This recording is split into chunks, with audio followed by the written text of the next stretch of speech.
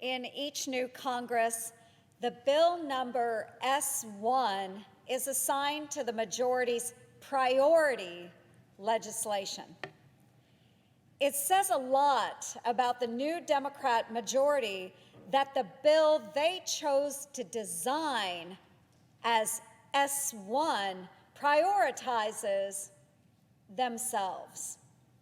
This bill creates a federal campaign fund to finance the expenses of candidates for Congress instead of addressing the important issues that are on the minds of my fellow Iowans, like the rising cost of gasoline, bread, milk, and all sorts of household goods. This bill literally takes money out of the paychecks of working Americans and puts it into the campaign coffers, yes, of Washington politicians. Rather than helping get Americans back to work, the Democrats' top priority, again, it's S1, their top priority is to create a federal jobs program for political consultants and pollsters. Taxpayer-subsidized robocalls interrupting your family dinner, junk mail cluttering your mailbox, and attack ads blaring, yes, on your TV. And folks, you cannot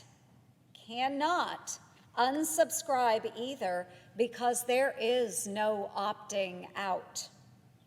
Think about the politician you dislike the most. Now imagine your tax dollars funding their ads and flyers and campaign parties and rallies. That's what this bill does. That's right, the bill subsidizes politicians' campaigns. Your tax dollars helping to elect politicians who oppose your values. This idea is so unpopular. A New York poll found that the majority leader's own constituents oppose public funding of campaigns by a 3-to-1 margin. While the Democrats call the bill the For the People Act, a more apt title would be Fund the Politicians Act. It is about Washington politicians, the same ones who just brought back earmarks to pay for their pet pork projects with your tax dollars, prioritizing themselves. The bill not only subsidizes the campaigns of politicians, it also nationalizes elections. Washington would tell the rest of the country how you can select your representatives. It does so by creating a federal workaround of state voter ID laws by effectively eliminating the enforcement of state ID requirements at the polls. Think about what you're required to show an ID to do. Drive a car, board a plane, buy a beer, and the list goes on. But Democrats think it's best if we don't require an ID to vote.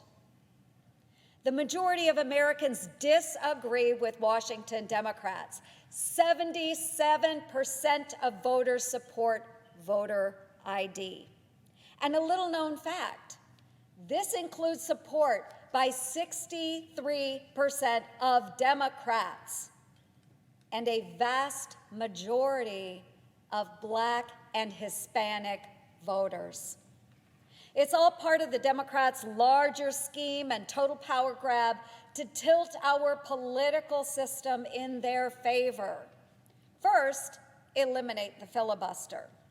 Then, rig elections by eliminating election integrity laws like voter ID verification, then add new states like the District of Columbia and Puerto Rico that will elect Democrat senators.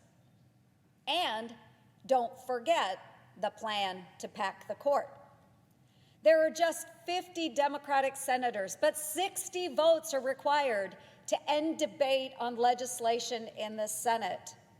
Therefore, the Democrats must eliminate the filibuster in order to pass S1, their priority legislation.